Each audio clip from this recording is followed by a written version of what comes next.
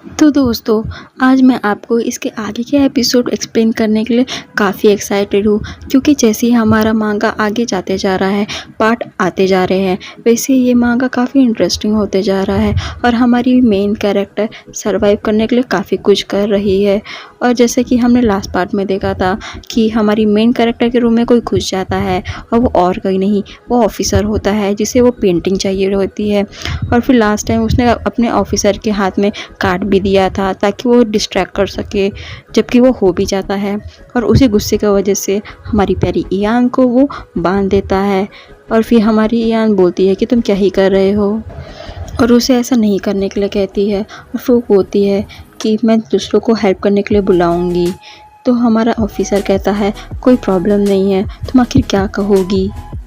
फिर ऐसा कहते हुए हमारी इयान को देखता है, तभी हमारी इयान कहती है कि तुम बेवकूफ़ आदमी, मैं तो तुमको जानती तक नहीं हूँ, तुम मेरे साथ ऐसा भला कर क्यों रहे हो। और मैंने तुम्हें अपना पेंटिंग दे दिया है और तुमको ऐसा नहीं करना चाहिए। और साथ ही साथ मैंने ना ही वेयर हाउस से कोई भी फूड स्टील किया था, मैंने वहाँ से कोई भी फूड नहीं चुराया था। फिर हमारा सेकंड मेन लीड कैरेक्टर जो वो ऑफिसर है, उसका चीन पकड़ के कहता है कि तुमको पे करना पड़ेगा जो तुमने मुझे काटा है ये। तभी हमारी इयान के सामने आ जाता है और हमारी इयान को लगता है कि वो किस करने जा रहा है। तभी वो ऑफिसर मुस्कुराते हुए कहता है कि क्या गलत हुआ तुम्हारे साथ, क्या प्रॉब्लम है तुम्हारे साथ। ऐसा बोलते हुए वो खिड़की के पास चले जाता है और वहाँ से भाग जाता है, मतलब चले जाता है। और हमारी इयान आँख खोल के देखती रह जाती है और वो कहती है कि तुमको मैं तुम्हारी औकात दिखाऊंगी। तो वो ऑफिसर कहता है कि देखते हैं। फिर ऐसा कहते हुए वो उछल के चले जाता है और सोचता है कि अपोकलिप्स आने वाला है और अपोकलिप्स के लिए ज़्यादा टाइम बचा तो है नहीं, तो मुझे मिशन कंप्लीट करने पड़ेंगे जो मुझे दिए गए हैं, और मैं यहाँ पे ज़्यादा रुक भी नहीं सकता। और ऐसा कहते हुए फिर हमारे इयान के ऊपर नज़र जाती है, तो हमारी इयान गुस्से में कह रही रहती है कि तुम कुत्ते के बच्चे मुझे बंद करके चले गए, मुझे छुड़ाओ, तुम ऐसे कैसे जा सकते हो। फिर वो कहती है मनी मैन कि भूल जाओ, वो तो मुझे बांध के चले गया है और मैं यहाँ से मूव भी नहीं कर सकती। लगता है फिर मुझे चेक करना चाहिए कि हम मेरे नेकलेस में, मेरे पैरेलल स्पेस में जो मुझे नेकलेस मिला है, आखिर वहाँ पे चल क्या रहा है। फिर वहाँ पे सो जाती है और वो सोते सही उस जगह पे पहुँच जाती है अपने नेकलेस में, और वो देखती है कि उसके ऑक्शन में जो भी उसने जितने भी क्रिस्टल खरीदे थे वो उधर निकाल देती है। और वो सोचती है कि इतने सारे क्रिस्टल मैं लाई हूँ, क्या पता ये काफ़ी हो इस न्यू आइलैंड खुलने के लिए, जो मेरे काफ़ी काम आए।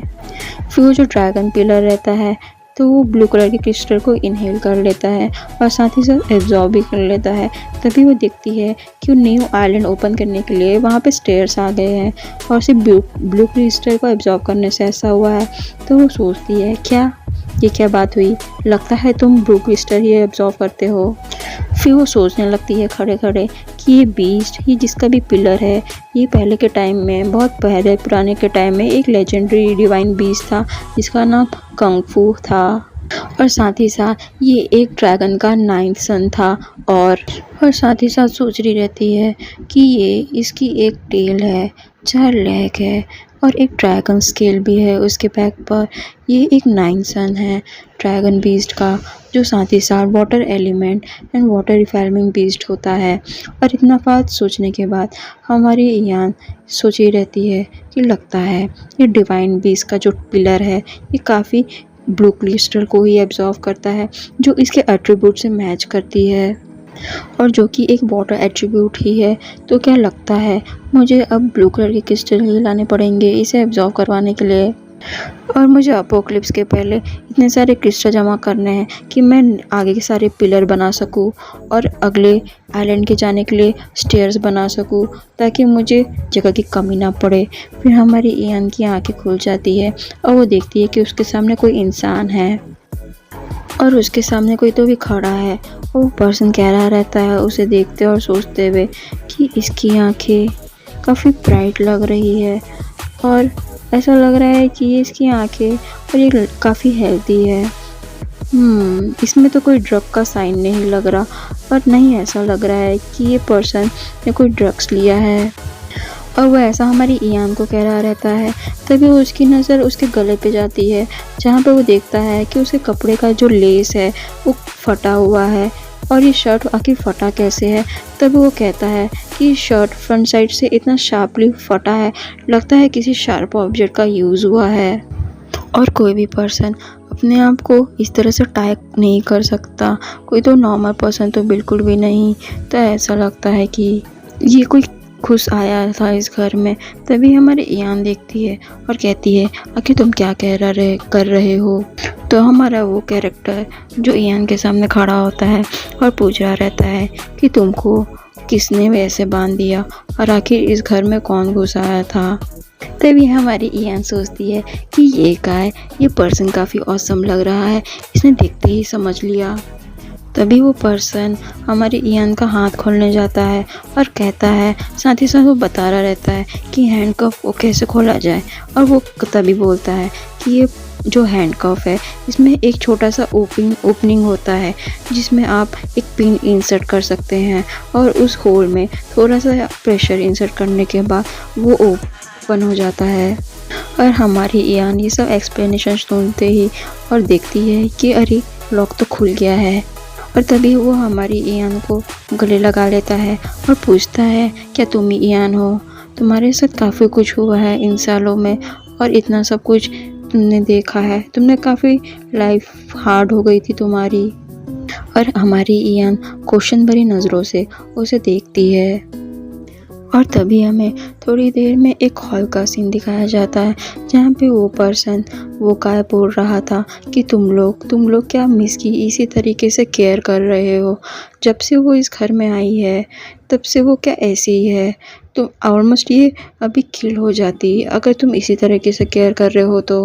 और तभी हमारी ईयान का सोच बताया जाता है और वो बताती है कि ये पर्सन जो सामने खड़ा है इसका नाम मो त्यानहू है। और कहती है कि ये जो पर्सन है ये मेरे ग्रैंडफादर के द्वारा अडॉप्ट किया गया था बहुत साल पहले। और ये पर्सन एक काफ़ी अच्छा साइंटिस्ट है, एक टैलेंटेड साइंटिस्ट है जो अपनी स्टडी और रिसर्च कर रहा था काफ़ी सालों तक। फिर हमें बताया जाता है कि और फिर हमें ये भी बताती है कि ग्रैंडपा मरने से पहले इसे वापस बुला रहे थे और कह रहे थे कि काश ये एक टेक केयर ले सके अपनी होने वाली डॉटर का। तो तभी हमें आगे का दिखाया जाता है कि ऐसा कहती है हमारी ईयान और सोचती है कि हाँ, मैंने एक बार बटलर से कंफर्म किया था कि ये मेरे ग्रैंडफादर के अडॉप्टेड सन है। इसका मतलब ये हुआ कि ये मेरे फादर हुए जो सेकंड फादर हुए, मतलब मुझे इन्हें सेकंड फादर बुलाना पड़ेगा। और फिर हमारी ईयान ये सब सोचने के बाद उसको याद आता है कि टिक टिक टिक टिक बढ़ती जा रही है समय और क्लॉक का भी समय आगे जाते जा रहा है। अपोकलिप्स बहुत ही जल्दी आ जाएगा और मुझे ऐसे टाइम वेस्ट करना नहीं है, मुझे सनसेट होने से पहले सारी चीज़ों का इंतज़ाम करके रखना है। और फिर हमें दिखाया जाता है कि जब तक ये सब सोच रही थी तभी उसका जो सेकंड डैड है वो सारे बटलर और मेट्स को डांट रहा रहता है और उनको काफ़ी कुछ समझा रहा रहता है। तभी वो अपने सेकंड डैड को कहती है कि उनको ब्लेम मत कीजिए, मैं अभी काफ़ी सेफ़ हूँ। और तभी वो कहती है कि तुम दोनों दो ग्रुप में बढ़ जाओ, एक हर तरह के क्रिस्टल ख़रीद के लाओ जो भी अवेलेबल होते हैं सिटी में, और दूसरे तुम जो फूड और ड्रिंकिंग वाटर ख़रीद के लाओ, जैसा भी और जितना भी हो सके और जल्दी लाना। फिर हमको दिखाया जाता है कि मेड यस बोल के चली जाती है और वो कहती है यहाँ कि याद रखना कल शाम होने से पहले जल्दी आ जाना, ठीक है, डार्क होने से पहले जल्दी आ जाना, ऐसे बोल देती है। और तभी उसकी मेड चली जाती है।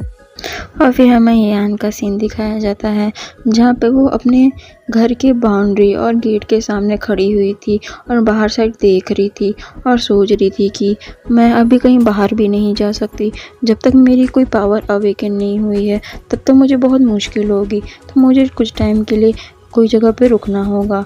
और ये जगह फ़िलहाल के लिए काफ़ी ठीक है और यहाँ पे ये सिटी से काफ़ी दूर भी है, तो थोड़ा बहुत तो ये प्रोटेक्टेड है, मैं कुछ टाइम के लिए तो यहाँ पे रह ही सकती हूँ और यहाँ के वॉल्स तो थोड़े बहुत ठीक भी हैं। और उसके पीछे उसका सेकंड डैड खड़ा रहता है और वो सोच रहा रहता है कि इयान बहुत ट्रॉमेटाइज लग रही है जो लास्ट नाइट को हुआ, जो काफ़ी किडनैपिंग से कोई कम नहीं था। और वो सोचता है कि इस हाउस की सिक्योरिटी के आगे वो कदम रखे, मुझे उससे पहले बात करनी होगी कि वो कैसा महसूस कर रही है। और फिर थोड़ी देर बाद हमें दिखाया जाता है कि हमारे ये दो कैरेक्टर अपने मन ही मन सोचे रहते हैं और अपना कोई डिसीजन लेते हैं, तो सामने किसी की गाड़ी आ जाती है और किसी आर्मी की गाड़ी होती है। दोस्तों प्लीज़ आप मेरी इस स्टोरी को प्लीज़ कंटिन्यू कीजिए और देखिए, ये स्टोरी आगे जाके और भी मज़ेदार हो जाती है। और जैसा कि ये मांगा ऑनगोइंग है तो इसके पार्ट्स अभी आ रहे हैं, पर इसके पार्ट्स हमेशा 8 दिन बाद आते हैं, जो काफ़ी टाइम लगता है। और दोस्तों प्लीज़ आप सब कमेंट सेक्शन में बताइएगा कि ये एपिसोड आपको कैसा लगा और क्या इसके आगे के एपिसोड आप देखने के लिए एक्साइटेड है, और आप इसके आगे के एपिसोड की स्टोरी लाइन जानने के लिए एक्साइटेड है। प्लीज़ मुझे ये कमेंट सेक्शन में बताइए और लाइक कमेंट एंड सब्सक्राइब कीजिए। Thank you.